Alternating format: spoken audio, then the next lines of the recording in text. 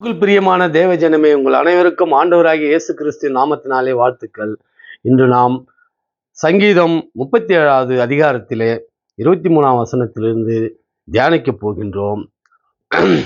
நல்ல மனுஷனுடைய நடைகள் கர்த்தரால் உறுதிப்படும், அவனுடைய வழியின் மேல் அவர் பிரியமாய் இருக்கிறார். அவன் விழுந்தாலும் தள்ளுண்டு போவதில்லை, கர்த்தர் தமது கையினால் அவனை தாங்குகிறார்.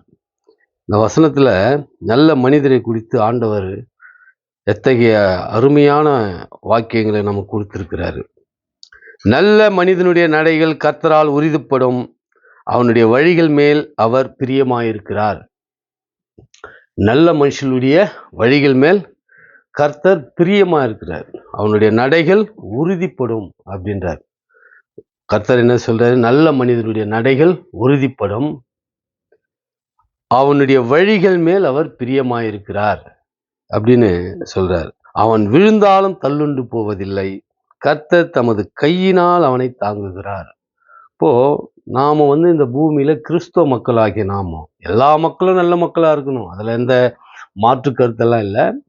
கிறிஸ்துவத்தினுடைய வேதத்தை அறிந்து கொண்டு அந்த கற்பனைகளும் உடன்படிக்கைகளும் கை கொள்ற நாமோ அதில் இன்னும் அதிகமாக நல்ல மனிதர்களாக இருக்க வேண்டும் என்பதுதான் இதனுடைய பொருள். எல்லா மனிதர்களும் நல்லதாக இருந்தால் இந்த பூமியில் சமாதானமும் சந்தோஷமும் அமைதியும் நிலைத்திருக்கின்றதுல மாற்று கருத்து இல்லை. ஆனால் வேதத்தை அறிஞ்ச நாமோ, கிறிஸ்து ஆண்டவருடைய உடன்படிக்கைகளை நாமோ, கற்பனைகளை கை கொள்ற நாமோ நல்ல மனிதர்களாக இருக்க நாம முயற்சி செய்யணும் இல்லையா? எல்லா மனிதர்களும் தவறு செய்கிறவர்கள் தான், பாவம் செய்கிறவர்கள் தான். ஆனாலும் ஆண்டவரிடத்தில் மன்னிப்பு கேட்டு அதிலிருந்து கொஞ்சம் கொஞ்சமாக வழி விலகி நல்ல மனிதர்களாக முயற்சி செய்யணும்.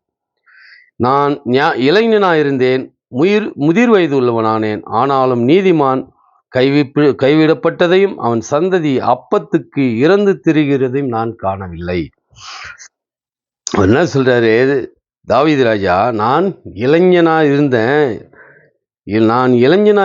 முதிர் வயது உள்ளவனும் ஆனேன், ஆனாலும் நீதிமான் கைவிடப்பட்டதையும் அவன் சந்ததி அப்பத்துக்கு இறந்து திரிகிறதையும் நான் காணவில்லை. இறந்துனா யாசகம் கேட்டு போவாங்க இல்லையா? அத்தகைய செயலை நான் பார்த்ததில்லை அப்படின்னு தாவீது ராஜா பாடலாக பாடுறார்.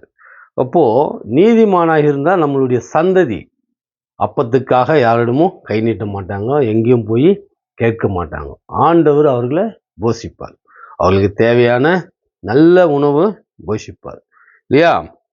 அதுபோல அவன் நித்தமும் இறங்கி கடன் கொடுக்கிறான், அவன் சந்ததி ஆசீர்வதிக்கப்படும். பாருங்க, அவனுடைய நித்தமும்னா எப்போ? நித்தம் சந்ததின்றாங்க இல்லையா? அது எப்பவும் இறங்கி கடன் கொடுக்கிறான், மற்றவர்களுக்கு இறங்கி மனம் இறங்கி கடன் கொடுக்கிறான், அவன் சந்ததி ஆசீர்வதிக்கப்படும். அப்போ அவனுடைய சந்ததி ஆசீர்வதிக்கப்படும்ன்றார். யாருக்கு? நல்ல மனிதனுக்கு.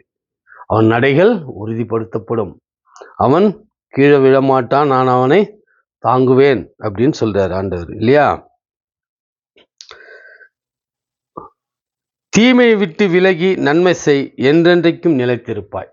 தீமையை விட்டு நன்மை செய், என்றென்றைக்கும் நிலைத்திருப்பாய் அப்படின்றார் ஆண்டவர். தாவீது ராஜா பாடுறாரு.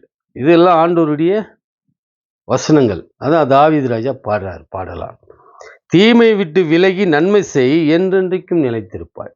அப்போ நாம கிறிஸ்தவ பிள்ளைகளும் கிறிஸ்தவ மக்களுமா இருக்கிற நாம என்ன செய்யணும்னா, இளம் பிள்ளைகள் எல்லாம் இதெல்லாம் நன்கு படிக்கணும். அப்போ தீமையை விட்டு விலகணும். தீமை அப்போ நம்ம கிட்ட இருக்குன்றது சொல்றாரு. தீமை இருந்தாலும் அதை விட்டு விலக முயற்சி பண்ணணும். தீமை இல்லைன்னு சொல்ல முடியாது, பாவம் இல்லைன்னு சொல்ல முடியாது, எல்லார் கையிலும் எல்லாமே இருக்கும். ஸோ அதெல்லாம் விட்டு விட்டு விலகணும். ஆண்டவரை நாமோ நெருங்கி போக போக இதெல்லாம் தன்னாலே நம்மளை விட்டு விலகி போகும். இப்போ ஆண்டவரை நெருங்கணும்னாக்கா நாம ஆண்டவருடைய வேதத்தில் தியானமாக இருக்கும். இரவும் பகலும் ஆண்டவருடைய வேதத்தில் தியானமாக இருக்கிற மனுஷன் பாக்கியவான்ன்றாரு. இப்போ ஆண்டவருடைய வேதத்தில் நாம இரவும் பகலும் தியானமாக இருக்கணும். தியானமாக இருந்து ஆண்டவருடைய வசனங்களை படித்து, அவருடைய கட்டளைகளும் நியாயப்பிரமாணங்களும் கிருபைகளும் எல்லாத்தையும் படித்து அப்போதான் தீமை விட்டு நாம விலக முடியும் இல்லையா? இப்போ தீமை விட்டு விலகி நன்மை செய், என்றென்றைக்கும் நிலைத்திருப்பாய் அப்படின்றார். கர்த்தர் நியாயத்தை விரும்புகிறவர். ஆண்டவர் என்னத்தை விரும்புகிறாரு? நியாயத்தை விரும்புகிறவர். அவர் தமது பரிசுத்தவான்களை கைவிடுவதில்லை.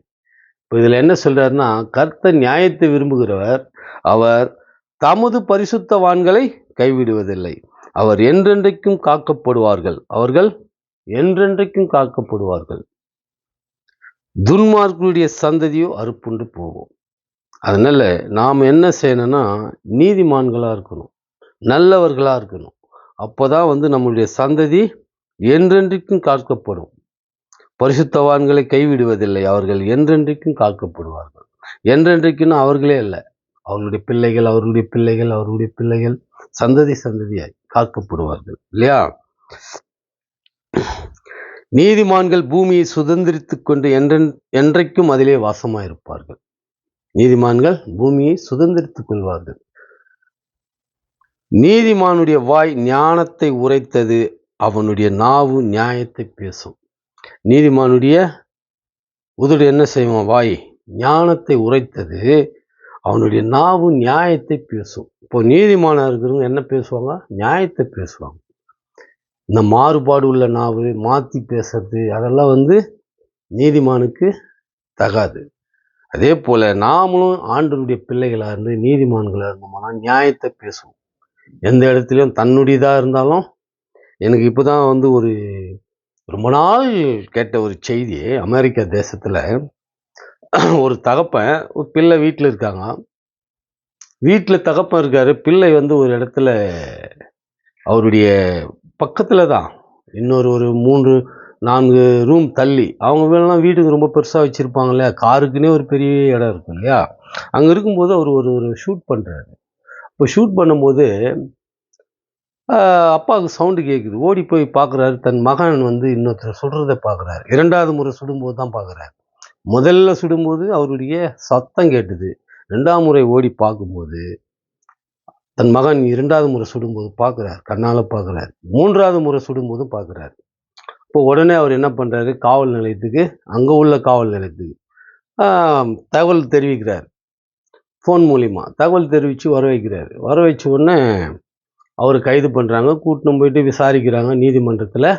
தகப்பனே சாட்சி சொல்கிறார், என் மகன் சுட்டதை என் கண்ணால் பார்த்தேன். ஒரு முறை சத்தம் கேட்டது, ஓடி போய் பார்க்கும்போது 2வது முறையும் 3வது முறையும் அவர் சுடும்போது என் கண்களால் பார்த்தேன் என்று சாட்சி சொல்கிறாரு. அவருடைய பிள்ளைக்கு தண்டனை கொடுக்கப்படுகிறது. அவருடைய பிள்ளை வரும்போது தகப்பனை கட்டிப்பிடிச்சி ஆகிறாரு.